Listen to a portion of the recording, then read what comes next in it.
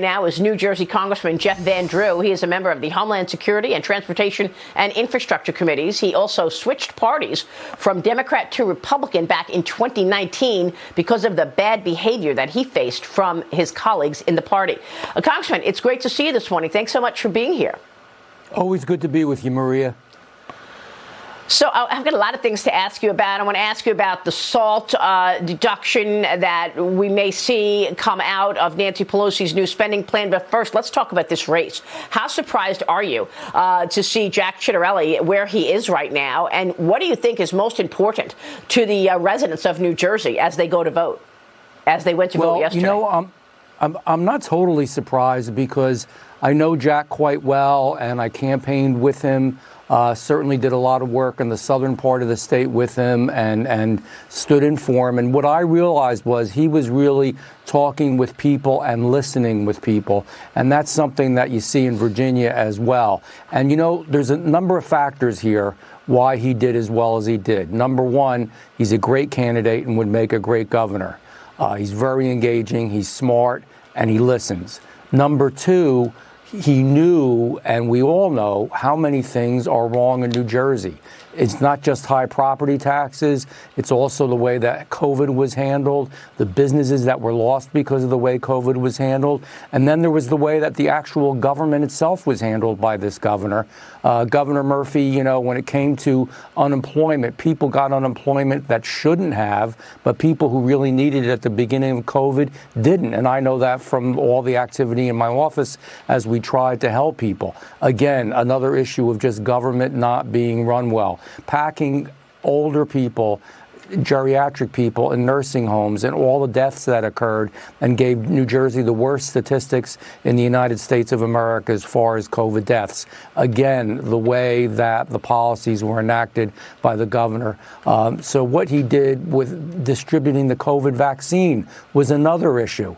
Needed so much help with that because they really didn't do it properly, and it was a huge issue. The way education is dealt with in New Jersey and the wokeism and the lack of real education at many levels that we see, similar to Virginia, again, where parents need to have more of a voice. And finally, the vaccine mandates, what we're doing to our military, what we're doing to our businesses, what he is doing to those that work in government and at other levels, all mounted up, and it's more than people can take. And it's not only in New Jersey, it's around the whole country, but we happen to have an election this year, a super blue state, and we're tied. He's actually slightly ahead. Unbelievable. Yeah, it's unbelievable, but you really listed a good look at the issues that voters are taking into consideration as they decide on their next governor. I mean, job growth has lagged in New Jersey, and you're seeing streams of people leave the state and go to no income tax states, you know, whether it's hedge fund, large corporations, or individuals moving out of Jersey the way that they're moving out of New York. So now, as I reported weeks ago, the SALT deduction is on the table in terms of negotiation. I was told weeks ago that they wanted to increase the cap on SALT to pay for the surveillance for our bank accounts. Now, Senator Bernie Sanders did not take kindly to the news, writing in a statement, "This is beyond acceptable. I'm open to compromise, which protects the middle class in high taxes. I will not support more tax breaks for billionaires." Let's talk about this and what this would mean. I mean, if you take the deduction of SALT, put that back in place, that is helping rich people in the face of what Bernie Sanders says he doesn't want to do. Do you think that's going to be part of a final bill here? Well, two things, and I don't know what's going to be part of the final bill, because that particular bill is something that I think is something that shouldn't happen, and I don't want to have anything to do with that bill because it's going to spend much too much money on many things that we don't need. But let's just talk about this other issue a little bit with the IRS monitoring our bank accounts. Unbelievably bad.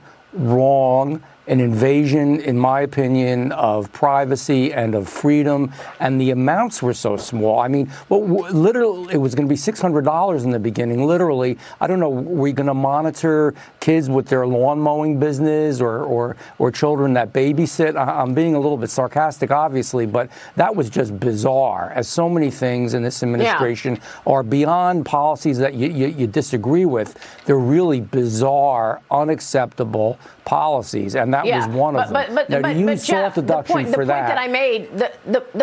The point that I made weeks ago was that isn't this incredible that the Democrats are wanting to help rich people in New York and New Jersey as a way to surveil the rest of us? They needed to raise, they think that's going to raise $400 billion or so, and that is going to help with the money they need for those auditors at the IRS. And that was the point that I made weeks ago when I first found out that they were looking at SALT. Initially, I heard that they were going to raise the deduction to $20,000 from $10,000. But Congressman, your thoughts on whether or not these victories from Republicans, potentially in New Jersey, certainly in Virginia, kill the overall economic agenda? It's going to make it harder. There have to be. First of all, the Democratic Party has changed a lot. It's why I left, as that old saying, I didn't leave the party left me. It's absolutely true. This has become an entirely different party. But there are still folks in that party that are somewhat moderate, at least somewhat moderate, and have some sense. I pray to God there are at least a few. And I think they're really going to look at this and they're going to think, hey, this is a real message. And if I want to come back to Congress, or if I want to survive politically, or if I just want to do the right thing, I've really got to listen to people. So I think there's a strong and loud message. And Maria, it didn't just happen in the governor's races. Take a look, and I knew New Jersey well.